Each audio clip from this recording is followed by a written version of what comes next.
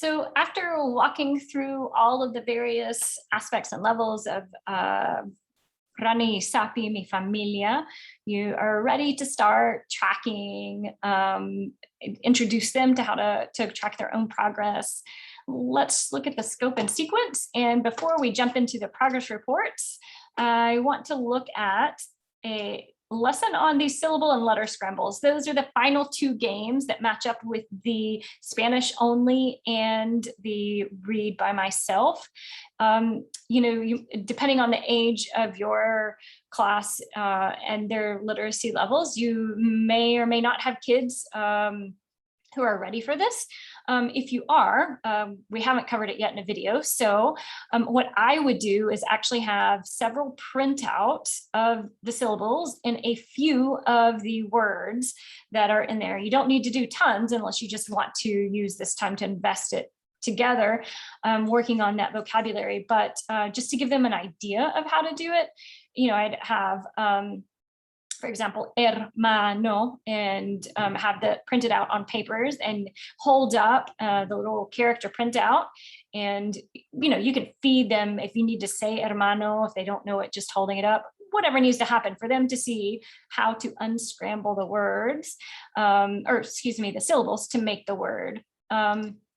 And with that being said, your class is ready to get progress charts. So let's look at the progress chart and how the kids will do that. So I would have a printout of one of these for every student, and I would have one of these projected as well onto our screen so that the kids could see what I'm doing with it. So here's the story, here's the work. And they either will be checking off that they've had the lesson or tried the work, depending on the situation, that they can do the work with a partner or with help, and if they can do it by themselves. So at this point, we're well past magical translation. So every student would be able to put a check in each of these. We would go through there one by one and ask them, have you had the lesson? Yes, check. Of course, how extensively you need to give the lesson on this depends on the group that you're working with. For the crossword word search, you'll see that those aren't highlighted. What I would do is introduce the form like this, where I have the aspects of the story highlighted in yellow. That would tell them that these are required, and the read by myself would be highlighted in blue. These others are not highlighted because they're not required. The highlighted in blue is showing that it's part of the story, but I'm not requiring it of them. Perhaps I'm encouraging it. The color coding system that I decide to use would be whatever I explain to them. So, and of course you could come up with your own. If you have some kind of reward system in your classroom, then you could use, say a pink highlighting if you get a prize for doing this, or, whatever creative way you want to install this. But the main thing is that they are holding up this paper once they learn how to fill it out and say, look at all these things that I can do.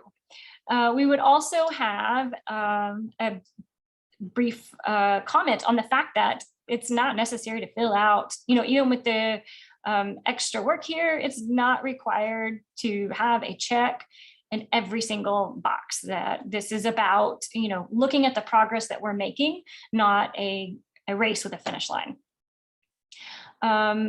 They would keep these in some type of folder or file, and anytime they have dedicated FabuLingua time, they would take it out and have it close to them so that I can walk through and check and see where they are. I wouldn't just take their word, just look at it and assume that's fully true. Part of my job is also to engage in watching or seeing them do the work. I can ask them to tell me about it, to explain what they've learned through it, what they liked about it. And with the teacher side of the FabuLingua, I can log in and see their accounts as far as what all they've progressed through. That's where the idea of the partners having a leader comes in. So I can actually see if they've had these lessons, meaning they've started that. And then I've got my own version here. Here's my list of students. Here's my story. And then here are all of the parts to it. And you'll notice we've got a lesson, progress, and mastered for each one of those that basically aligns with these things right here. A student would have one of these for every story, and I would have one of these for every story. And, you know, depending on how much progress reporting you need to do for your families or your school system, you know, this can be a great way to have it all in one place. And then at the end of whatever progress reporting period, you've got it handy. And then for the kids, once they've stapled a few of these together, that's just so exciting. They can be so proud to see what they've done. Now, at this point, they have had everything there is to have, and I would stand back as far as the lessons and the whole group check-ins and just let dedicated FabuLingua time be in motion. And then, you know, depending on what feels right, a week later, maybe have a whole group check-in where you're doing some of the language that's happened. At this point, kids will have already moved on to future stories, and that's okay, but you can still spiral the vocabulary that started in Mi Familia. And then as the kids are moving ahead to other ones, you will have a vocabulary circle where you'll need to introduce vocabulary. For some kids that will be spiraling, for some kids that will be you know, learning new because they've not gotten to those stories.